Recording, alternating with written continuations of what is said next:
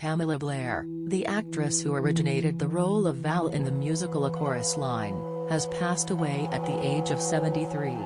Blair died at her home in Phoenix, Arizona, following a long illness. Friends and family have expressed their grief on social media, with her co-star Bjork Lee describing her as a Sagittarian sister. Lee also praised Blair's performance in the musical, saying she brought the house down every night with her rendition of Dance, 10, Looks, 3. Blair was best known for her role in A Chorus Line. Comedian Ron Sexton, who was known for playing Donnie Baker on radio's The Bob. Through Facebook. It is with immense sadness that we let everyone know that Ron Sexton passed away yesterday, read the post on the comedian's page. He was Donnie Baker to most of you, but Ron and Dad to us. Ron was known by millions of listeners of The Bob. He made many people happy during his more than 20 years with The Bob. Carlin Glynn, a Tony Award-winning actress and singer, passed away on July 13th at the age of 83. She was known for her roles in the film 16 Candles and the Broadway show The Best Little Whorehouse in Texas. Glynn died from complications of dementia and cancer, according to Deadline. Her daughter, Mary Stuart Masterson, confirmed the news on Instagram, describing her mother as graceful, strong, kind, and passionate. Glynn was dedicated to her family and her career in the entertainment industry. Masterson's representatives were contacted for further comment. Carlin Glynn, a Tony Award-winning actress and singer, passed away on July 13th at the age of 83. She was known for her roles in the film 16 Candles and the Broadway show The Best Little Whorehouse in Texas. Glynn died from complications of dementia and cancer, according to Deadline. Her daughter, Mary Stuart Masterson, confirmed the news on Instagram, describing her mother as graceful, strong, kind, and passionate. Glynn was dedicated to her family and her career in the entertainment industry. Masterson's representatives were contacted for further comment. Miller Farr, a three-time AFL All-Star cornerback, has passed away at the age of 80. Farr started his professional football career with the Broncos. He then spent time with the Chargers before having an impressive 3-year stint with the Oilers. During his time in the AFL, Farr was considered one of the top cornerbacks in the league. He was selected to the AFL All-Star team 3 times and earned a reputation as a ball hawk with his ability to create turnovers. After his playing career ended, Farr remained involved in football as a coach. He worked as an assistant coach for several different teams, including the Broncos, Chargers, and Lions. Farr's impact on the game was not just limited to his on-field performance. He was known for his sportsmanship and leadership qualities, and was respected by both teammates and opponents. The passing of Miller Farr is a loss for the football community. His contributions to the game, both as a player and a coach, will not be forgotten. He will be remembered as a talented and respected figure in the world of football. Richard Baranczyk, last of Monuments Men from World War II, dies at 98. His unit, tasked with safeguarding European art and culture amid the destruction and plunder of war, was dramatized in the film The Monuments Men. Richard Baranczyk, the last living member of a special Allied unit whose mission to safeguard the artistic patrimony of Europe amid the destruction and plunder of World War II, was dramatized in the Hollywood film The Monuments Men, died July 14th at a hospital in Chicago. He was 98. His daughter Jill Baranczyk confirmed his death but did not cite a cause. For much of his life, Mr.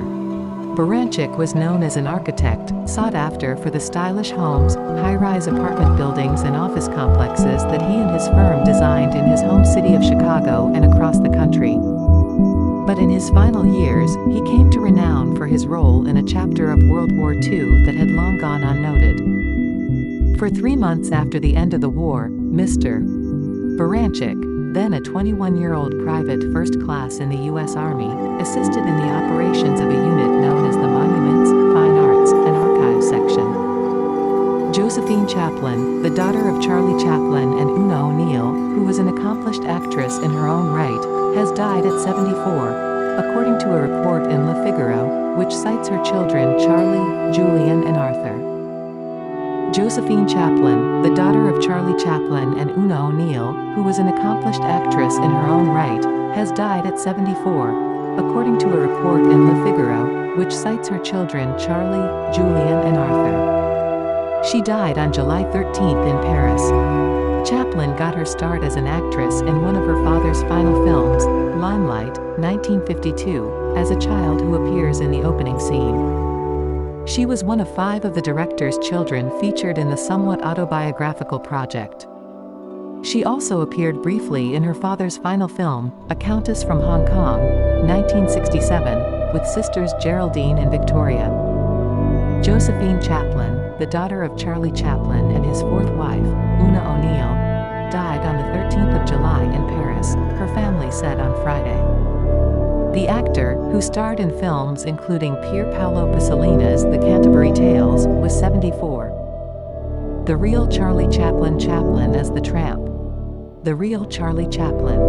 Photo credit, Footage File, LLC, courtesy of Showtime. People who knew him didn't really know him. Who was the real Charlie Chaplin? Read more. Josephine Chaplin was the 6th of 11 children fathered by the comedic screen legend and the 3rd of 8 with O'Neill, an actor and daughter of the Nobel Prize-winning playwright Eugene O'Neill. Chaplin met O'Neill in 1942 and married her the following year. According to the Chaplin office, the star of silent cinema at last found true happiness, and it seems they had both found their soulmates, despite the fact that Una was only 18, and Charlie was 53. Josephine Chaplin was born in Santa Monica, California, in March 1949. Catherine Burks Brooks, 83, freedom rider who had the last word, dies. Catherine Burks Brooks, who as a 21-year-old freedom rider was among a small group of Nashville students who kept the movement to desegregate public transportation in the South going after its first attempt was defeated by violence, and who boldly challenged Bull Connor, the notoriously bigoted public safety commissioner of Birmingham, Alabama, died on July 3 in Birmingham. She was 83. The cause was heart failure, said her daughter, Nana Gatlin. In 1961, it had been 15 years since the Supreme Court ruled that segregated seating on interstate buses and trains was unconstitutional. Yet Southern states continued to flout the ruling. That year, the Congress of Racial Equality, the civil rights organization, devised the Freedom Rides to push back. They organized teams of riders, black and white, to board Greyhound and Trailways buses in Washington bound for New Orleans to challenge Jim Crow laws and dare the federal government to enforce the law of the land. Their first action ended horribly in Alabama, where the buses were firebombed and the riders brutally beaten. In Birmingham, Mr. Connor invited the Ku Klux Klan to meet one bus, giving the Klansmen free rein to maul the riders with iron pipes, bicycle chains and baseball bats. Notre Dame football legend, Heisman winner Johnny Lujack, dead at 98. Johnny Lujack, the Notre Dame quarterback who won 3 national titles with the Fighting Irish in the 1940s, died Tuesday at 98. His granddaughter said Lujack entered hospice care recently, ESPN reported. Lujack led Notre Dame to the championship as a sophomore in 1943, stepping in for Heisman winner Angelo Bertelli when Bertelli left the team for active duty in the Marine Corps for World War II following a 6-0 start. Lujack himself served in the United States Navy for 2 years. He returned to lead the team to the 1946 and 1947 titles, being named a unanimous All-American both years and winning the Heisman in the latter. Lujack was the oldest living Heisman Trophy winner at the time of his death. Chicago Blackhawks principal owner and chairman Rocky Wirtz died at the age of 70, the team announced Tuesday evening. Wirtz passed away at North Shore Evanston Hospital with his children around him following a brief illness, a team-issued statement said. A report from the Daily Herald described the death as sudden and reported that Wirtz had not been dealing with any long-term health issues. Our hearts are very heavy today, Wirtz's son, Danny, said in a statement. Our dad was a passionate businessman committed to making Chicago a great place to live, work and visit, but his true love was for his family and close friends. He was a loving father, a devoted husband to Marilyn, a brother, a nephew, an uncle and a doting grandfather to his 6 remarkable grandchildren. His passing leaves a huge hole in the hearts of many, and we will miss him terribly. Bo Goldman, who toiled in obscurity for more than a decade while trying to make it as a playwright, then turned to movies in a screenwriting career highlighted by his Oscar-winning work on One Flew Over the Cuckoo's Nest and Melvin and Howard, died July 25 in Helendale, Calif. He was 90. His daughter Mia Goldman said he had been in declining health but did not cite a specific cause. Mr. Goldman had lived in Rockport, Maine, before moving to Helendale earlier this year to be with his son Justin Ashforth, who served as his caretaker. Mr. Goldman was one of the most acclaimed screenwriters of the 1970s and 80s, known for crafting original, humanistic stories that explored characters' messy inner lives, including their hopes, dreams and disappointments. His credits included the show business saga The Rose, 1979, the divorce drama Shoot the Moon, 1982, and the romantic fantasy Meet Joe Black, 1998, which starred Brad Pitt as the golden-haired embodiment of death itself, informing an aging Anthony Hopkins that the end is near. Sinead O'Connor's final texts filled with despair and sorrow. Bob Geldof rocker Bob Geldof, a longtime friend of the late Sinead O'Connor, has spoken out about their last text exchange. O'Connor died on Wednesday, July 26, at age 56. At present, no cause of death has been announced, and the autopsy results will reportedly take several weeks to be delivered.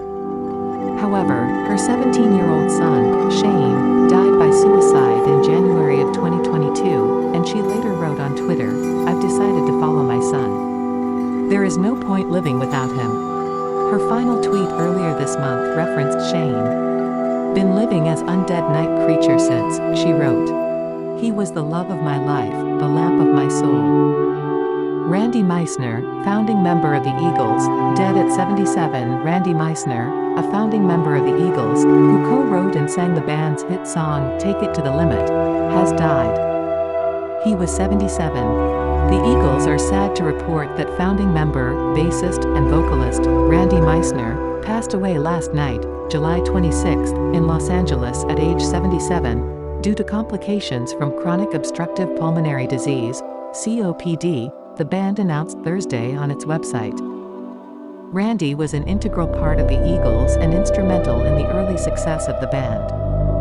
His vocal range was astonishing, as is evident on his signature ballad, Take It to the Limit, the statement continued.